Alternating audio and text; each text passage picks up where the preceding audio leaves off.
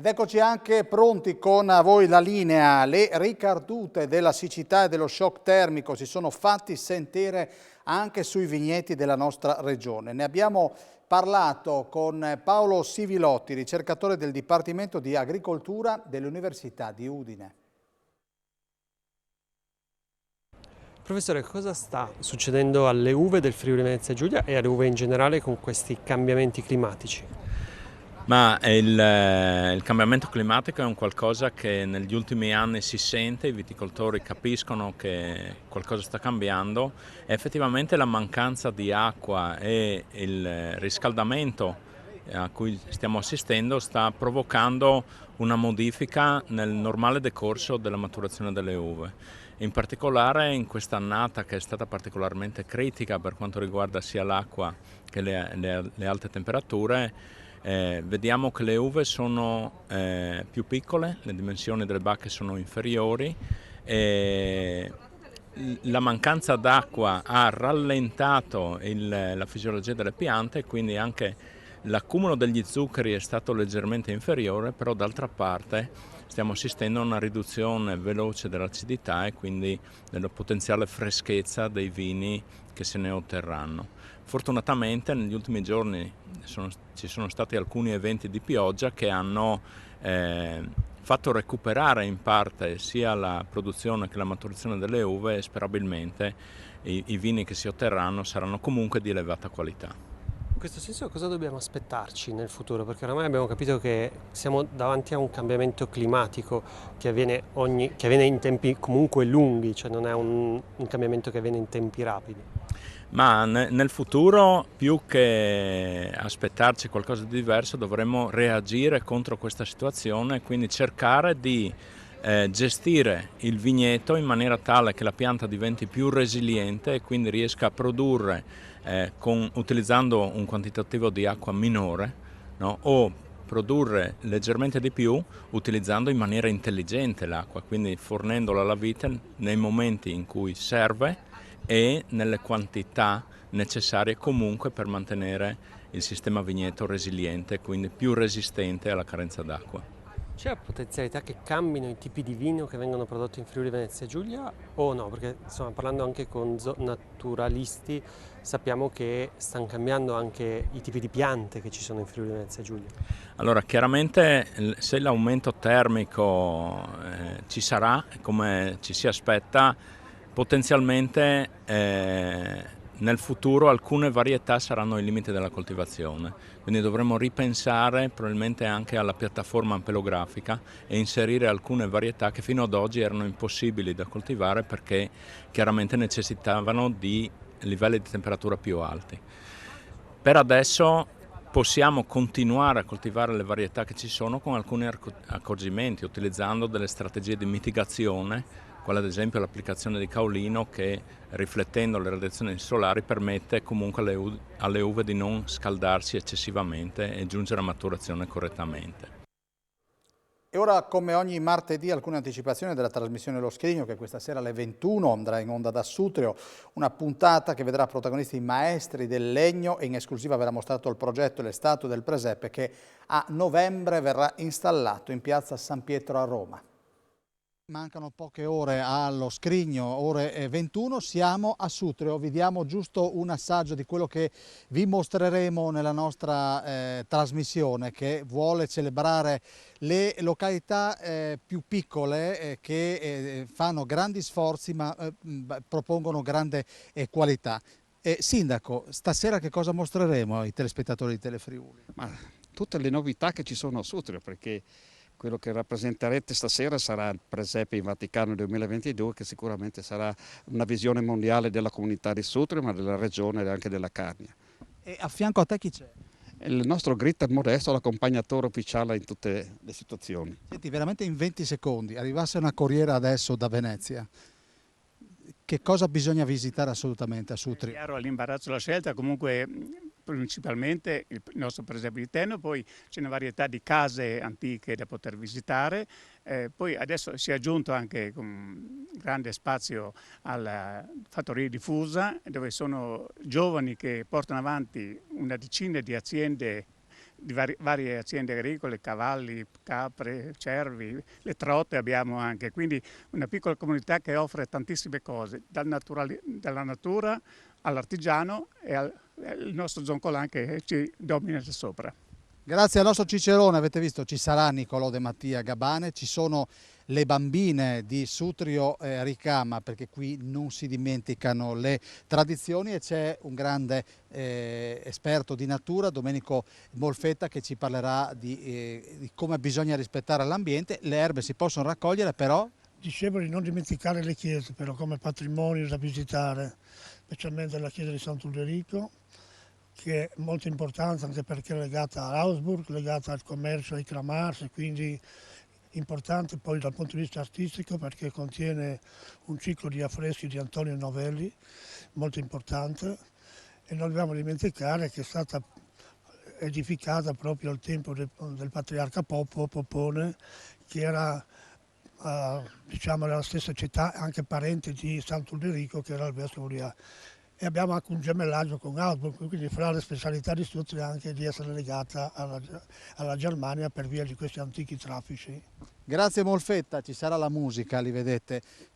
Ma voi da dove arrivate? Sutrio. Quindi hanno fatto tanti chilometri? Sì, tantissimi. Un viaggio lunghissimo, però siamo arrivati. Costi energetici alle stelle, i commercianti temono di non farcela pagare le bollette che in certi casi sono quintuplicate rispetto all'anno scorso. Giovedì Ascom Confcommercio Pordenone convocherà i rappresentanti di ogni categoria per mettere in campo strategie per aiutare concretamente i propri associati. Direttore, tiene banco la questione energetica, i prezzi sono schizzati, le aziende, soprattutto il commercio, in grossa difficoltà. La convocazione giovedì dei cosiddetti quadri per prendere delle decisioni importanti e serie, perché va il futuro dell'economia della nostra regione e del nostro paese. Che misure adattare, ma soprattutto qual è la percezione in questo momento? Allora, la situazione è molto critica perché il rientro dalle vacanze è stato caratterizzato dall'arrivo delle nuove bollette. L'incremento esponenziale di queste ultime bollette purtroppo è molto preoccupante, molto critico e sta compromettendo seriamente quello che può essere la pianificazione delle nostre aziende. Abbiamo purtroppo già segnali di preoccupazione anche dal punto di vista occupazionale, quindi di taglio dei costi. Ecco perché subito al rientro, ieri, c'è stata la convocazione d'urgenza perché appunto ci sono anche molte imprese che stanno subendo parecchio, le cosiddette energivore nel settore del terziario e che evidentemente sono molto preoccupate per la propria esistenza nei prossimi mesi. Quindi o si adotteranno degli interventi urgenti oppure verrà proprio compromessa l'esistenza di alcune piccole aziende che effettivamente non riescono più a scaricare questi costi sui propri ricavi, sulle proprie attività. Come azioni? Le azioni ovviamente sono relativamente limitate per quanto riguarda un'associazione provinciale. È evidente che azioni possono avvenire soprattutto a livello governativo. Nel nostro piccolo noi stiamo monitorando da mesi perché ricordo che questa crisi in realtà nasce già, l'aumento dei prezzi energetici inizia già a fine del 2021 e poi si è andata ovviamente ad aggravare negli ultimi mesi. Noi siamo stati attenti anche perché avevamo avuto la fortuna di gestire alcuni interventi di contribuzione per orientare le imprese in investimenti di efficientamento energetico. Ora però la situazione si trasforma proprio in insostenibilità nella gestione dei costi correnti e quindi le problematiche sono di un rafforzamento dell'affiancamento delle nostre imprese per quanto riguarda la pianificazione e la comprensione di cosa sta avvenendo, per cercare di capire come gestire questo momento emergenziale nelle prossime settimane e nei prossimi mesi. Direttore, il Presidente Pillon dice che questo non è il de profundis, ma è il momento di trovare delle soluzioni importanti, ma il rischio che si corre è che ci siano delle aziende che non riescano ad arrivare al nuovo anno, che potrebbero chiudere prima. Sì, perché come già avete visto, come già qualche impresa ha denunciato e noi cerchiamo anche di essere un po' più precisi, possibilmente abbiamo avviato una ricognizione, ormai le ultime bollette sono a un moltiplicatore di 4 o 5 rispetto ai precedenti. e già si rischia che la prossima sia addirittura il doppio di questa attuale.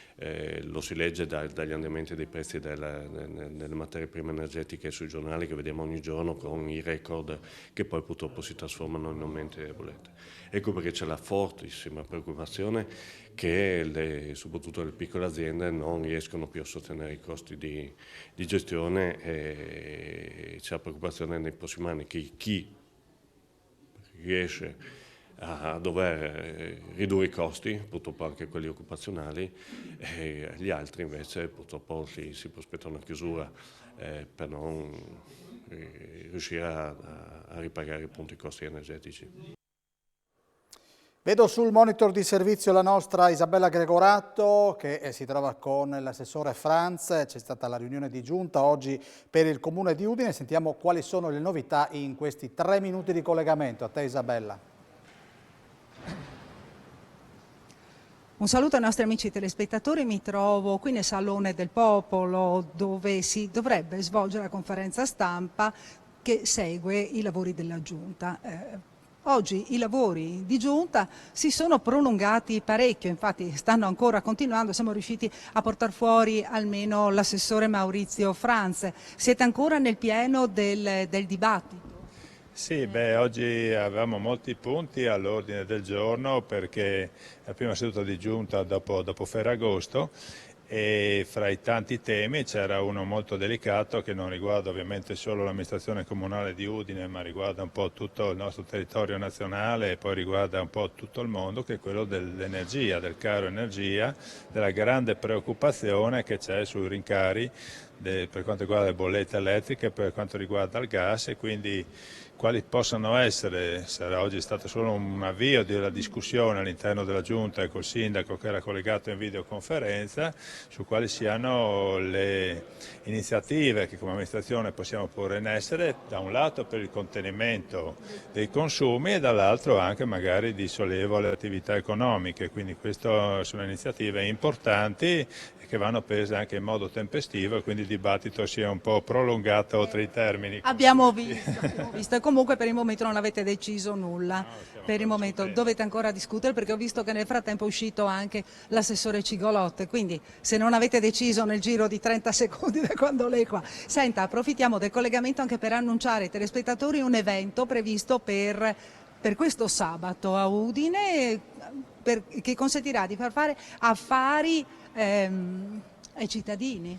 Sì, nell'ambito dell'iniziativa a favore delle categorie economiche è stato concordato con la Confcommercio di Udine questa nuova iniziativa che si chiama Sbaracco, che loro hanno già svolto negli anni precedenti e che quest'anno si svolgerà in contemporanea anche nelle città di Trieste, Pordenone, Gorizia, Tolmezzo, e che permetterà alle attività commerciali di poter offrire alla propria clientela e anche ai tanti turisti, ci auguriamo, utilizzando anche gli spazi esterni davanti alla loro attività, al loro negozio, insomma a prezzi iper scontati, quindi una grande occasione d'acquisto per tutti i visitatori e per tutti i clienti. Bene, ringraziamo l'assessore Maurizio Franz e quindi la liberiamo così può andare a cominciare la conferenza, no, non vedo ancora gli altri, e comunque vi riferiremo nel corso delle prossime edizioni del telegiornale. Qui da Palazzo d'Aronco è tutto, restituisco la linea allo studio.